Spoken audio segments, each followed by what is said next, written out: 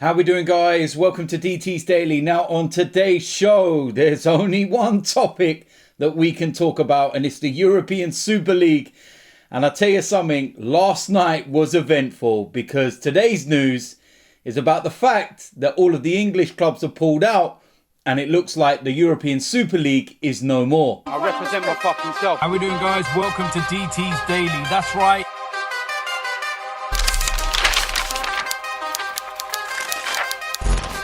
So, of course, the news, like it has been for the last few days, is about the European Super League. And I'll tell you something, last night may well go down as one of the most historic evenings in football history. What this could mean for football as a whole, we just don't even know right now. Absolutely insane, and how quickly it started to evolve. Now, throughout the course of the day, there was various reports and news outlets relaying information, and everything was, so fast paced. Every hour, something different was happening. UEFA, they've got themselves involved, and, they made a very, very strong statement, and they said that, people make mistakes, but we're not going to punish you for your mistake. You've still got the opportunity to return, and we will welcome you back. And then reports started coming out and saying that UEFA have actually got their own sponsor involved for the Champions League with huge investment. And it would ultimately, mean that the money received for clubs and everything would, in some instance, dwarf what the, Super League was going to be given. And I'm looking at it and I'm thinking, what is this? Is this just some kind of power play? Like, it was just mad. And then Chelsea were playing. Not that anybody will even remember the game against Brighton or anything. And Chelsea fans turned up at Stamford Bridge and they started to protest. And there was quite a few of them, to be fair. Sat down, blocked the roads, wouldn't let the coaches into the stadium. And then Petr Cech had to come and talk to the fans to try and ask them to move. And literally, as you're trying to digest that piece of news and what's going on, the first bit of breaking news was Chelsea were in the process of writing up their resignation, shall we say, from the Super League. And that they will not be a part of it. And you're thinking, wow, okay, that's the first one. Is that the, that trigger for the domino to start falling?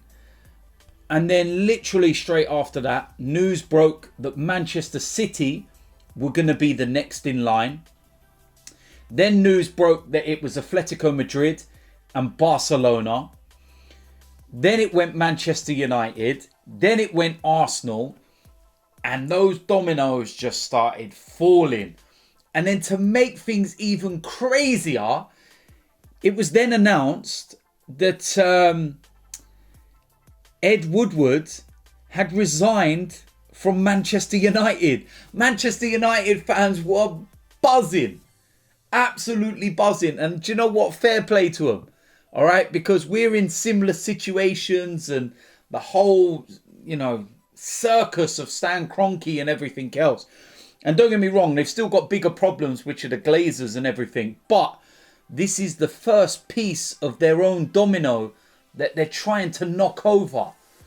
And apparently the fallout from all of this was too much. And then straight after that, it was announced that the president of Juventus, he had now left. And it was like, what is going on? It was staggering. And what this does prove is fan power. How strong fans can be when everybody unites together for the same thing.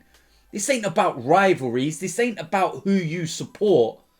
You could be one of the, teams that are going into this Super League. But you don't want them to, so you all unite together. Arsenal and Tottenham fans, side by side in this. Manchester United and Liverpool and Manchester City fans, side by side. This is what I'm trying to say. It's rivalries. They're not even there. It's about everybody coming together for the good of the game. And that is the most important thing. And the pressure that, was put on Perez and Real Madrid and everything else. And it's just staggering. Like, either this was just one big bluff and a huge power play by all of these clubs to get what they wanted from FIFA and UEFA and everything else. None of us will actually know. But for them to all pull out in the way that they did, there's got to have been something offered. Something has, happened under the table, shall we say. Listen, businessmen are businessmen at the end of the day. And they are ruthless businessmen. And, something has to have happened and been guaranteed or whatever it might be. But it was just mind-blowing seeing what was going on. Seeing at first hand how football as a whole came together to get these parasites out. And it don't stop there. Manchester United are in the process of organising protests because now they want to keep pushing and getting the Glazers out. And Arsenal, it doesn't stop there either, because there's a protest planned for Friday night at 6 p.m. UK time. Now, of course, we play on Friday night at the Emirates against Everton, and the protest is planned for 6 p.m. I don't know who's organised it, but that is what is being said. So I'm simply spreading the word. If you want to go and you want to get your voice heard, then get yourself there. There is no better time than right now for you to stand up and back your talk. Go and get your voice heard. Be one of the faces that are there. If you're not lucky enough to be in this country and you can't attend for whatever reason, then keep going online. Keep the hashtag Kroenke out. People might think it's frivolous and, it's not really going to get him out. This is the biggest opportunity we have to really turn the screw on Stan Kroenke. The biggest opportunity we will ever have to finally make him piss off from our club.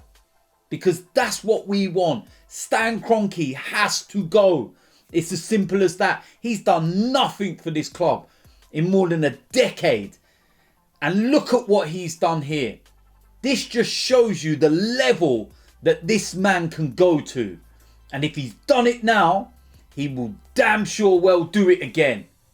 So we need to stand up and we need to get our club back. It's as simple as that. This is our opportunity for us to have a voice. I'm lucky that I've got a big platform and a lot of people hear what I say. But this is a chance for all of you to have your voice heard.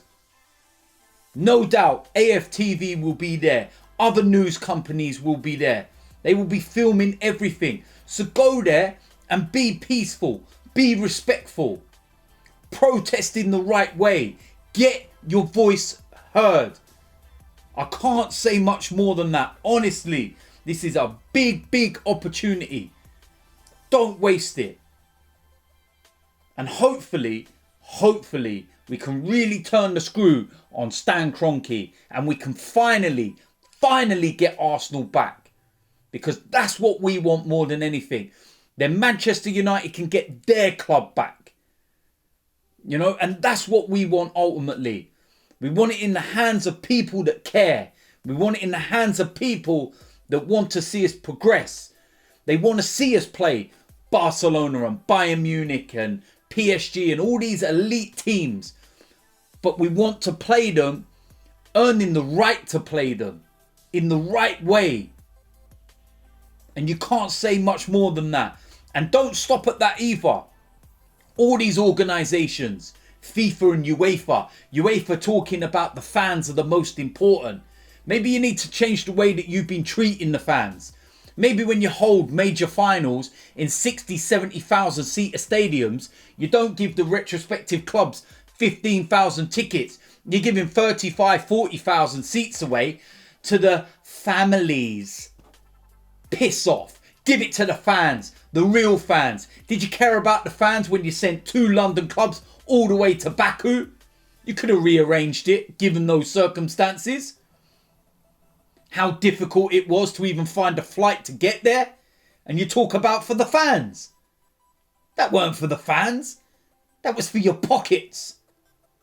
So do something. And this also applies to the broadcasters as well.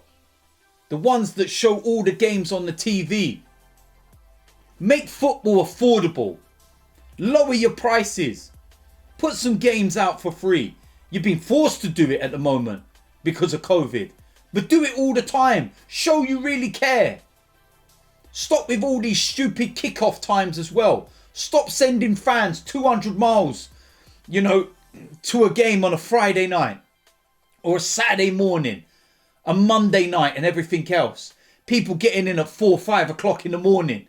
And then they've got to go to work at 6, 7 o'clock and everything else. You don't care of the fans then. Start showing it. You all talked. All of you talked. All the broadcasters. All these other organisations. Premier League, the FA, everything. Now we want to see you talk and back your talk. There's not much more that we can ask, is there, as a fan? A bit of respect. And show you that without football, or without fans, there is no football. It's as simple as that, really, isn't it? So, there we go. That is it for today's DT's Daily. It's been a mad 72 hours. But I don't think it stops there. So listen, if you're new around here, make sure you hit the subscribe button. Make sure you smash a like on this video. And I will see you lot soon. I'm out of here.